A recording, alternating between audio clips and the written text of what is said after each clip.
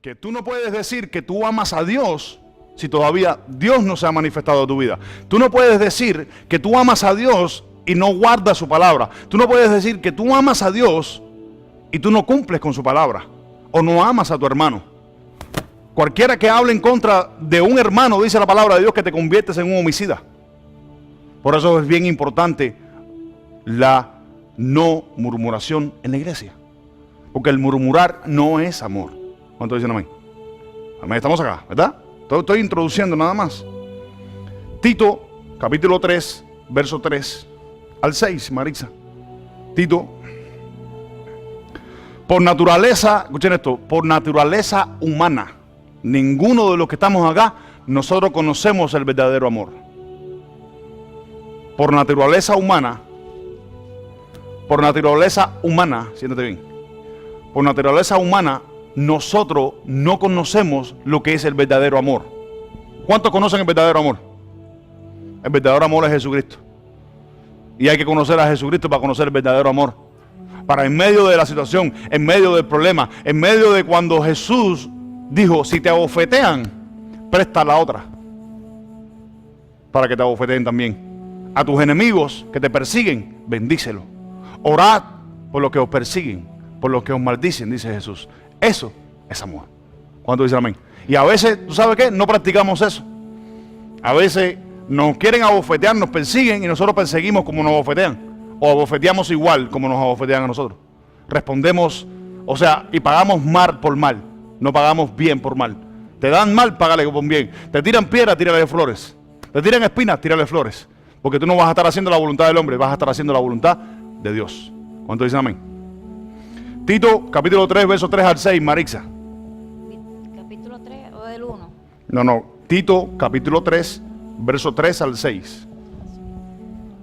Porque nosotros también éramos en otro tiempo insensatos, rebeldes y extraviados, esclavos de concupiscencia y deleites diversos, viviendo en malicia y en envidia, aborrecible y aborreciéndonos unos a otros. Entonces quiero que vayan entendiendo este primer texto que dice que nosotros por naturaleza, escuchen esto, porque nosotros también éramos en otro tiempo insensatos. O sea, quiere decir que por naturaleza nosotros en otro tiempo, en el pasado, antes de que Cristo viniera a nuestras vidas, mira todo lo que éramos. Dice, éramos rebeldes. ¿Cuántos eran rebeldes? Rebeldes, extraviados, esclavos de concupiscencias y de diversos deleites, viviendo en malicias e envidia. ¿Cuántos han envidiado en algún momento? Cuando estábamos en el mundo. Si no lo has hecho, súbete para el cielo. Envidias. Viviendo en malicias e envidia, aborrecibles y aborreciendo unos a otros. Verso 4. Marixa.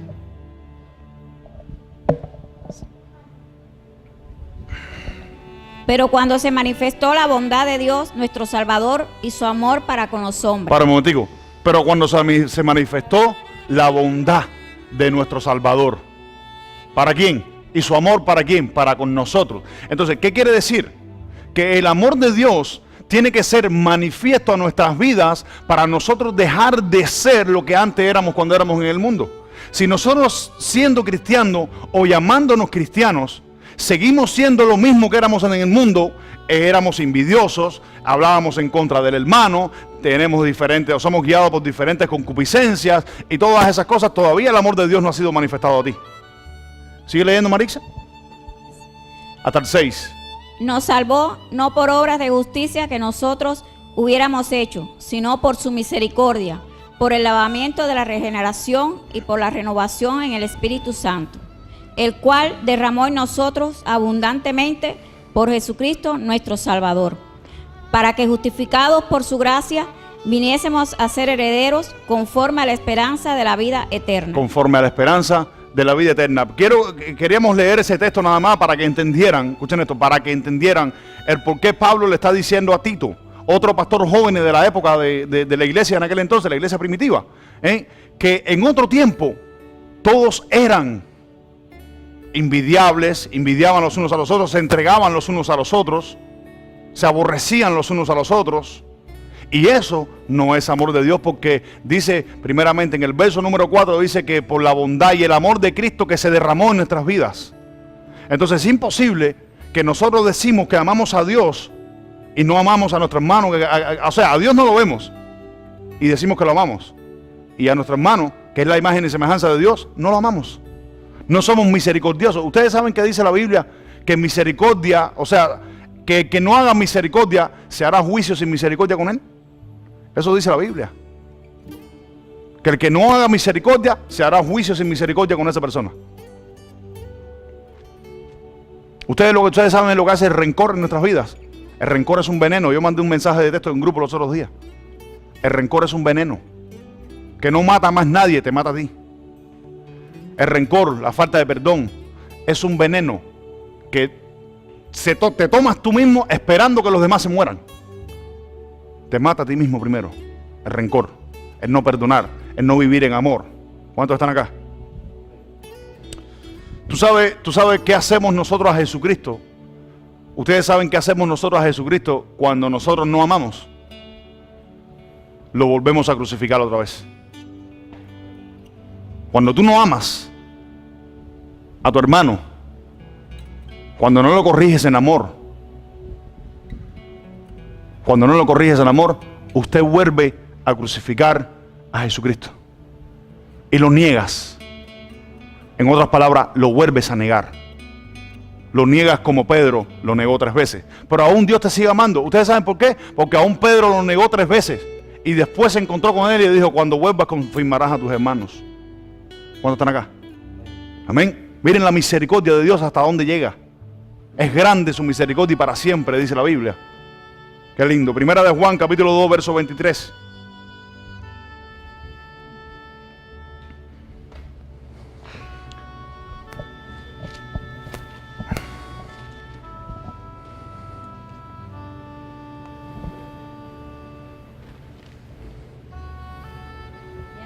Sí, verso 23, 24 y 25, Marisa.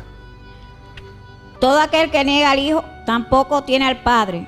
El que confiesa al Hijo tiene también al Padre. Lo que habéis oído desde el principio permanezca en vosotros. Si lo que habéis oído desde el principio permanece en vosotros, también vosotros permaneceréis en el Hijo y en el Padre. Para un momentico, quiero que me hagas una pausa ahí. ¿Qué es lo que tenía que permanecer desde el principio? ¿Qué es lo que los discípulos habían oído desde el principio? Amor. Si se aprenden a amar los unos a los otros, en esto conocerán todos que son mis discípulos. Fíjense que el sello de que conocer a un cristiano, de conocer a un hijo de Dios, es el amor. No sé si están acá. ¿Están entendiendo, verdad? Verso 25, Marisa. Y esta es la promesa que Él nos hizo, la vida eterna. Os he escrito esto sobre los que os engañan, pero la unción que vosotros recibisteis de Él permanece en vosotros, y no tenéis necesidad de que nadie os enseñe. Ya está ahí, Marisa, está bien ahí.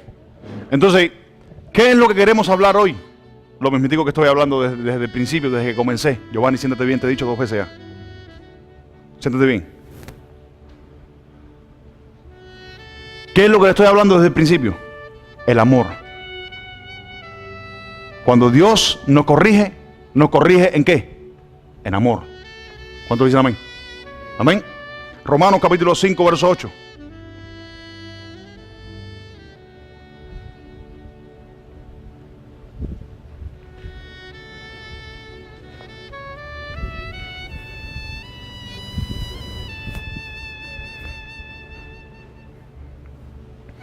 Marisa. Mas Dios muestra su amor para con nosotros, en que siendo aún pecadores, Cristo murió por nosotros. Entonces, ¿en dónde es manifestado el amor de Dios en nosotros? En la cruz. Que aún siendo pecadores, Cristo murió por nosotros a su tiempo. Entonces, por esto, escuchen esto, por esta razón es que la que Pablo dice esto. Porque Jesucristo, estando en vida, enseñó un mandato. ¿Y cuál es el mandato? Tomar una cruz y seguir a Cristo, morir cada día y seguir al Señor. Entonces, ¿dónde se pone de manifiesto que tú y yo amamos a Cristo? Cuando tomamos nuestra cruz y morimos a nosotros mismos. Porque si aprendemos a morir a nosotros mismos, entonces el amor de Dios se puede perfeccionar en tu vida. Hasta tanto no mueras a ti y tú sigas con tu mismo carácter, sigas con tu misma manera de vivir o pensar, el amor de Dios nunca puede ser manifestado en tu vida. Nunca puede ser manifestado en tu vida. Amén. Romanos capítulo 5, verso número 5. Mírame tres versos atrás. Y la esperanza no avergüenza, porque el amor de Dios ha sido derramado en nuestros corazones por el Espíritu Santo que nos fue dado. Entonces, el amor fue derramado ¿en dónde? En nuestros corazones. Y dice, y no avergüenza. ¿Por quién? Por el Espíritu Santo. Entonces, son muchas las cosas que nos enseña el Espíritu Santo, pero la primera que nos enseña el Espíritu Santo es amor, es perdón, es reconciliación. Porque dice Jesucristo que el primer ministerio que Él le dio al ser humano es el ministerio de la reconciliación. Entonces hay muchas personas que no se pueden reconciliar, que no andan en el amor. ¿Saben por qué no andan en el amor y no se pueden reconciliar? Porque no practican el amor de Dios. Porque no practicamos el amor de Dios. Aquí nadie es perfecto. Aquí el único perfecto se llama Jesús. Pero si vivimos bajo la sombría de la perfección de Cristo, nosotros podemos ser perfectos como Cristo es perfecto. Amén. Y estar bajo la sombría de Cristo es vivir bajo la sombría del amor de Dios. Porque a través de Cristo que fue manifestado el amor de Dios al ser humano. Si no es así, yo espero que hoy a través de la enseñanza que el Señor está trayendo a nuestras vidas, el corazón tuyo, tu alma y tu espíritu sean llenos de amor. ¿Para obedecer a quién? Al hombre, para obedecer a Dios. ¿Para edificar a quién? Al hombre, para edificar a Dios. ¿Cuántos están acá? Primera de Juan, capítulo 4, verso 10. Primera de Juan, capítulo 4, verso 10. En esto consiste el amor, no en que nosotros hayamos amado a Dios, sino que en que Él nos amó a nosotros y envió a su Hijo en propiciación por nuestros pecados. Y en esto es manifestado el amor de Dios, en que nosotros amamos a Dios porque nos da la gana. Nosotros amamos a Dios porque Él nos amó primero. Entonces, hay mucha gente que se jacta de amar a Dios y dice, ay, como yo amo al Señor, como yo amo a Dios, y sus obras no lo manifiestan, sus obras no lo dicen. Nadie se puede jactar de que ama a Dios. Tú amas a Dios porque Dios te amó primero, porque Dios se manifestó primero. Entonces, si Dios te amó primero y Dios se manifestó primero, entonces tú vas a amar como Dios ama. Esto es una realidad, escuchen esto es una realidad porque el amor de Dios se ha convertido en la iglesia a través de, tradicionalmente, a través de la historia, se ha convertido en un tema poético en la iglesia. Y es poesía en la iglesia, el amor de Dios. Y no es poesía, es una realidad existencial. Es un tema más profundo el amor de Dios. El amor de Dios no hace nada indebido, dice la Biblia. El amor de Dios no se jacta de sí mismo. El amor de Dios no se jacta de decir cuánto yo amo a Dios. Si tus obras no muestran que amas a Dios, entonces no lo digas porque lo haces mentiroso. No sé si están acá. El amor de Dios no es poético. El amor de Dios es literal, es espiritual y es más profundo que cualquier cosa. Y hoy en la iglesia predicamos de cuánta doctrina, predicamos de cuánta cosa, pero no predicamos del amor de Dios. Y más malo aún, no practicamos el amor de Dios. Y yo me incluyo en el paquete, porque yo no soy acepto. No lo practicamos, no lo llevamos con nosotros. ¿Están acá? ¿Estoy hablando? ¿Sí o no? Escuchen esto, miren la palabra, en esto consiste el amor, no en que nosotros hayamos amado a Dios, sino que Él nos amó primero a nosotros. Qué lindo. Y envió a su Hijo en preposición por nuestros pecados. Romanos capítulo 3, verso número 11. Para que entiendan por qué es que nadie se puede jactar de que ama tanto al Señor. Tú no amarías tanto al Señor si el Señor no se hubiese manifestado a tu vida. Tú no desobedecieras tanto al Señor si Él se manifestó a tu vida. Porque si Dios se manifestó a tu vida, usted lo obedeciera. En todo, aunque te cueste tu vida. Porque Jesús dijo que quiera salvar su vida la perderá, pero el que la pierda por causa mía, este la hallará. Eso es amor. Jesucristo dijo, no hay un amor más grande que un amigo dé la vida por sus amigos. No hay un amor. Escuchen esto, estando en Cuba hace muchos años, yo me iba con mi papá a trabajar. Él manejaba guaguas, bien lejos de donde nosotros vivíamos. Y por allá un día yo hice una amistad donde me hicieron un cuento de dos personas que no eran familias de sangre. Escuchen esto, no eran familias de sangre, crecieron juntos desde pequeños.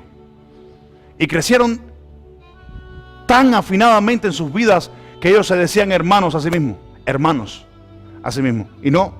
Y dice que un día tuvieron un problema y a uno de ellos lo iban a matar con un revólver. Y de hecho le dispararon. ¿Y tú sabes lo que hizo esa persona? Venía corriendo porque se enteró lo que iba a suceder. Venía corriendo y se metió alante de la bala para que no mataran a su amigo. Y lo mataron a él. Eso es comparado en la Biblia con el amor de Dios. ¿Cuántos dicen amén? Eso es amor. Dice la Biblia, dice que Jesús dijo, el que da la vida por sus amigos, no hay amor más grande que este. ¿Cuántos están acá? ¿Entienden? Entonces, a veces nosotros no nos entregamos los unos por los otros. No sé si me entienden. Están entendiendo, ¿verdad? Romanos capítulo 3, verso número 11. Marixa. No hay quien entienda, no hay quien busque a Dios. Todos se desviaron, a una se hicieron inútiles. No hay quien haga lo bueno, no hay ni siquiera uno. No hay ni siquiera uno. Miren lo que dice el apóstol Pablo, lo mismitico que dijo Jesús. Dijo, Dios es el único que es bueno. Ni Jesús siendo el más holy, el más santo sobre la tierra, el hombre más santo que ha caminado sobre la tierra, porque no existe más ninguno. Ni él se consideró bueno y dijo, solamente Dios es bueno, ¿por qué tú me llamas bueno? Y mira lo que dice Pablo años más tarde. Y dice, todos se desviaron así, hicieron lo ¿qué? Lo inútil. Dice, no hay quien haga lo bueno, no hay ni siquiera uno. Sigue leyendo el verso 13, Marixa.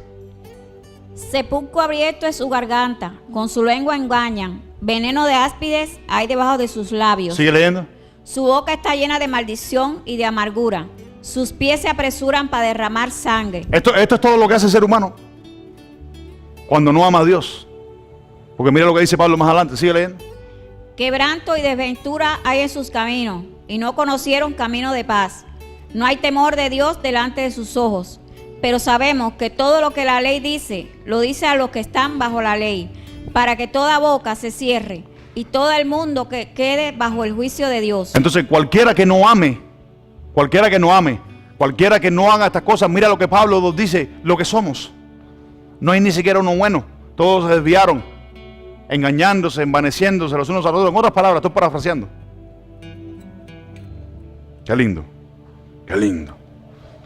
Lucas capítulo 19, verso número 10. Escuchen esto. El hombre que no ama, la palabra dice que vive en pecado. Porque el fin del pecado es el amor. ¿Cuántos están acá? El fin del pecado es el amor, porque por eso murió Cristo. El hombre que no ama vive, está y se mueve en pecado aún siendo cristiano. Es importante entender estas cosas en la iglesia. Es importante entender el amor de Dios en la iglesia. Amén. Dios, porque nos ama tanto, nos dice la verdad. ¿Ustedes creen que a nosotros nos gusta escuchar la verdad? No nos gusta escuchar la verdad. Por eso es que Dios muchas veces cuando nos reprende duramente, nos reprende con vara. ¿Ustedes saben por qué Dios lo hace? Porque Dios sabe a dónde conlleva el pecado. Dios sabe dónde conlleva tu condición humana. Dios sabe que te conlleva a la perdición. Y por eso es que Dios nos reprende así, de esa manera. Amén. La Biblia dice que el que ama, Dios castiga y Dios corrige cuando no se portan bien. Lucas capítulo 19, verso 10, ¿qué dice? Porque el Hijo del Hombre vino a buscar y a salvar lo que se había perdido. Porque el Hijo del Hombre vino a buscar lo que se había salvado, lo que se había perdido, perdón, lo que se había perdido. ¿Qué fue lo que se perdió? En Génesis 3:8, escuchen esto, en Génesis 3:8 dice la palabra de Dios que Dios vino buscando a Adán. Y cuando oyó Adán la voz de Dios en medio del huerto, se escondió. Entonces, ¿qué fue lo que vino a hacer Jesucristo? en el primer texto que leímos antes de empezar la Santa Cena. Dice que Él vino a deshacer las obras del maligno. Y la primera obra del maligno es no someterse al amor y la palabra de Dios. Y Jesús vino a rescatar lo que se había perdido. ¿Qué se había perdido? El hombre en su pecado se esconde de Dios. Dice la Biblia que el que encubre su pecado no prospera, mas el que lo confiesa, dice, hallará misericordia, alcanzará misericordia. Eso dice el libro de Proverbios. Juan, en su carta de la que hemos estado leyendo ahora, usa el término hermanos 17 veces en su carta, refiriéndose a los hijos de Dios. Juan, el apóstol Juan, en su carta, en la primera carta de Juan nada más, que tiene 6 capítulos, dice que él usa la palabra hermanos, refiriéndose a los hijos de Dios. No es a cualquier hermano, es a los hijos de Dios. Y Juan dice en su carta, el que no ama, no conoce a Dios.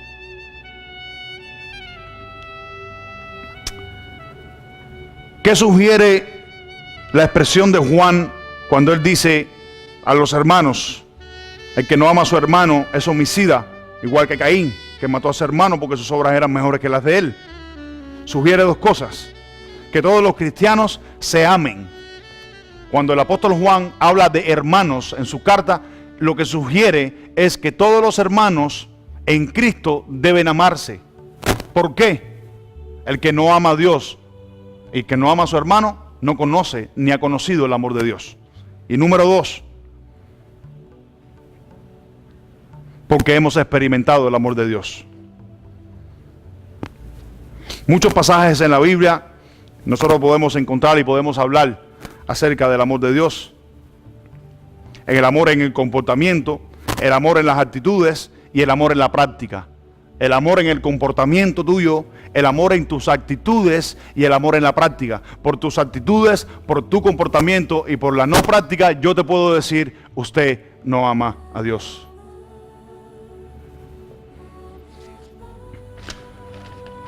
Primera de Corintios capítulo 12, verso 31. Primera de Corintios capítulo 12, verso 31. Yo voy a leer, Marisa, no te preocupes. Dice, procurad pues los dones mejores, mas yo muestro un camino aún más excelente. Mire lo que está diciendo Pablo. Yo los muestro aún un camino más excelente. Si yo hablara lenguas humanas y angelicales y no tengo amor, vengo a ser como metal que resuena o como címbalo que retiñe. Si tuviere profecías y entendiese todos los misterios de la ciencia, y si tuviere toda la fe y toda la manera que dice, que de tal manera trasladase los montes. Miren todas las cosas que Pablo pone exageradamente. Y no tengo amor, no soy nada. Y si practicase todas, ¿qué dice? Y si repartiese todos mis bienes para dar de comer a los pobres, y si entregase aún mi cuerpo, dice Pablo, aún mi cuerpo para ser quemado, y no tengo amor, de nada me sirve. El amor es sufrido. Escuchen esto, y muchos de nosotros no queremos sufrir. Porque ¿saben por qué? Porque sufrir lo único que va a poner de manifiesto es tu reputación.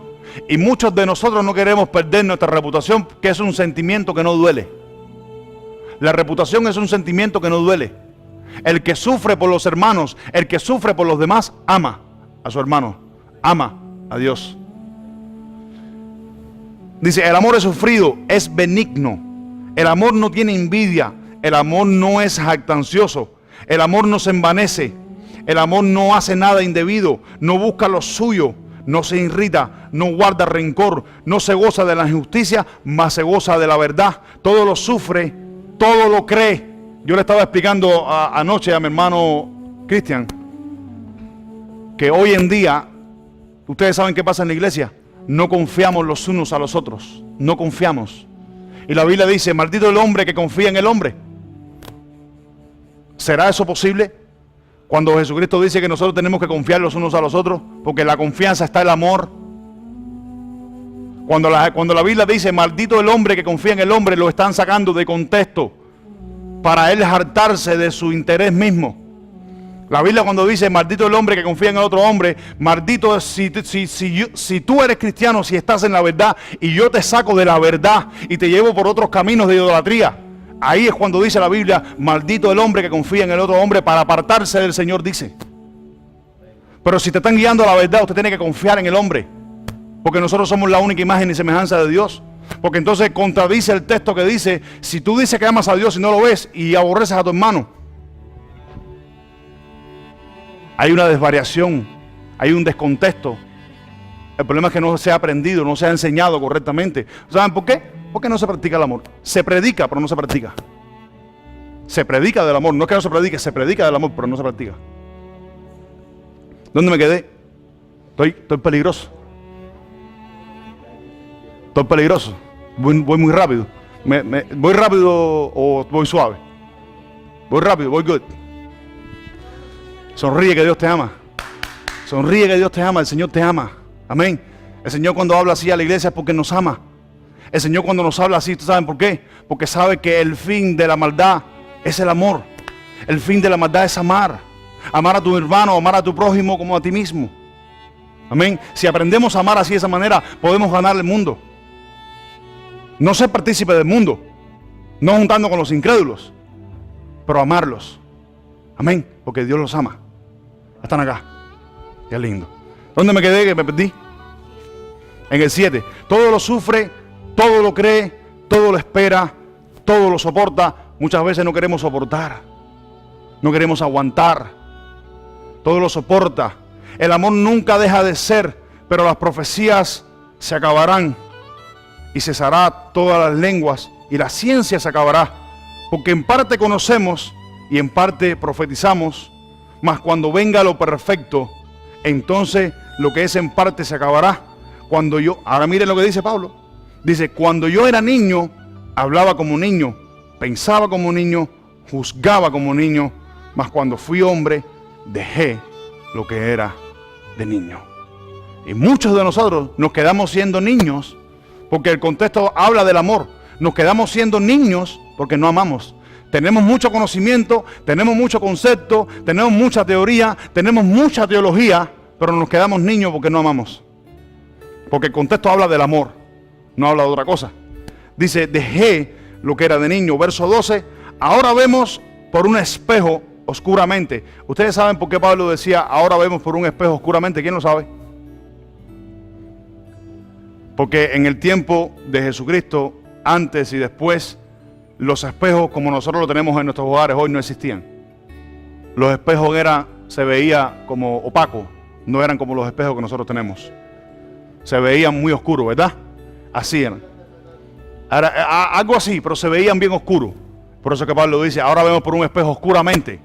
Dice, mas entonces veremos cara a cara, y ahora conocemos en parte, pero entonces conoceré como fui conocido. Y ahora permanece la fe, la esperanza y el amor. Estos tres son importantes, dice Pablo, pero el mayor de ellos es el amor. Capítulo 14, verso 1. Seguid el amor y procurad los dones espirituales, pero sobre todo que profeticéis. ¿Qué es lo que está queriendo decir Pablo en ese texto?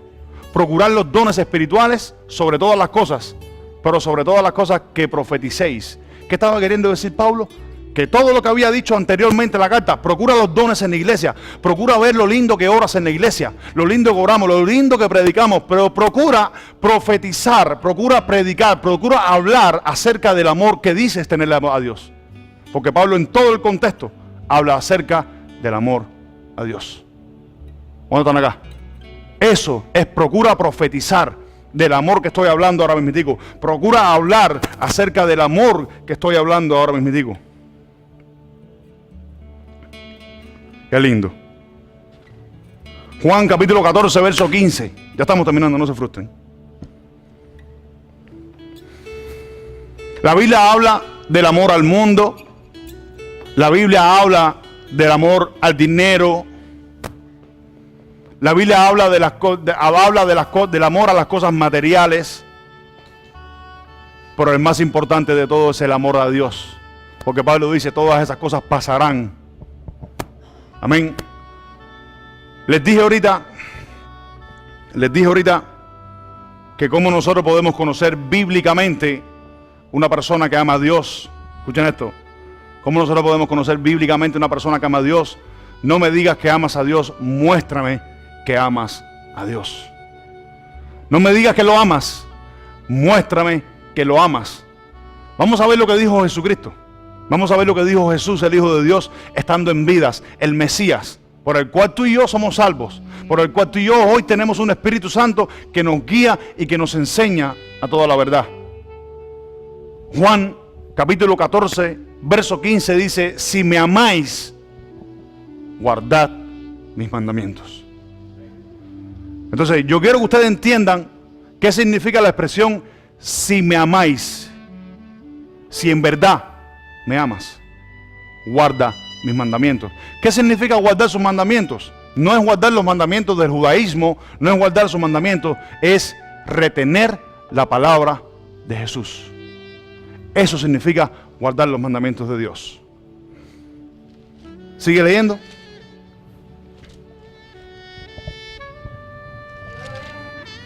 Sí. Y yo rogaré al Padre y os hará otro consolador, para que esté con vosotros para siempre. Dice, y yo rogaré al Padre para que esté con vosotros para siempre. Escuchen esto, miren lo que dijo Jesús antes de decir o después de decir: si me amas o si me amas de verdad, guarda mis mandamientos. Y yo entonces voy a rogar al Padre para que te dé un espíritu, el cual te guiará a toda la verdad. Lo primero que hace el Espíritu Santo cuando viene a la vida de un pecador que no conoce a Cristo es decirte: arrepiéntete. Lo segundo que hace es enseñarnos la verdad. ¿Cuál es la verdad? El amor a Dios. Te enseña a obedecer a Dios. Nosotros obedecemos a Dios por amor, no obedecemos a Dios por mandamiento. Obedecemos a Dios por amor, no por mandamiento. ¿Cuántos dicen amén? Porque si amas, entonces obedeces el mandamiento. ¿Están acá? Verso 21, Denis. Mira lo que dice. Yo lo voy a leer, Marisa, no te preocupes. Dice: el que tiene mis mandamientos y los guarda, ese es el que me ama. Y el que me ama será amado de mi Padre, y yo le amaré y me manifestaré a él. ¿Tú quieres que Dios sea manifiesto en tu vida, en tu casa de continuo? Entonces obedece su palabra, retén su palabra y guárdala en tu casa, para que entonces Jesucristo pueda ser manifiesto en tu casa, pueda ser manifiesto en tu esposo, pueda ser manifiesto en tus hijos, pueda ser manifiesto en cualquier cosa que tú hagas. Retén la palabra de Dios, guarda la palabra de Cristo. Eso es amor a Dios, eso es amor al prójimo. Verso 22, le dijo Judas, no el Iscariote: Señor, ¿cómo es que te manifestarás a nosotros y no al mundo? Respondiendo Jesús le dijo: el que me ama, mi palabra guardará, y mi Padre la amará, y vendremos a él, y haremos morada con él. El que no me ama, mi palabra no guarda, o mi palabra no retiene. Y la palabra que yo os he hablado, dice Jesús, no es mía. ¿Sino de quién? Sino del que me envió. Entonces, yo quiero cerrar con este texto, y yo quiero que ustedes entiendan lo que acabamos de leer ahí. Porque lo que acabamos de leer es doctrina y es fundamento principal de la iglesia. ¿Cuántos dicen amén? Si me amas, si dices que me amas, entonces guarda mi palabra. Por eso fue que te dije: no me digas que amas a Dios, muéstrame que amas a Dios. Pablo dice: cada uno su obra, el tiempo la probará. Si tu obra permanece, entonces recibirá galardón completo. Pero si no permanece, entonces se pondrá de manifiesto de que tu obra nunca estuvo fundamentado o nunca estuvo fundado bajo los principios del amor de Cristo y el amor de Dios sobre tu vida. ¿Cuántos dicen amén? Si me amas, dice, ¿cómo es que te vas a manifestar a nuestras vidas y no al mundo? Dice: el que retiene mis palabras y las guarda, ese es el que me ama. El que no retiene mi palabra y no la guarda, ese no me ama.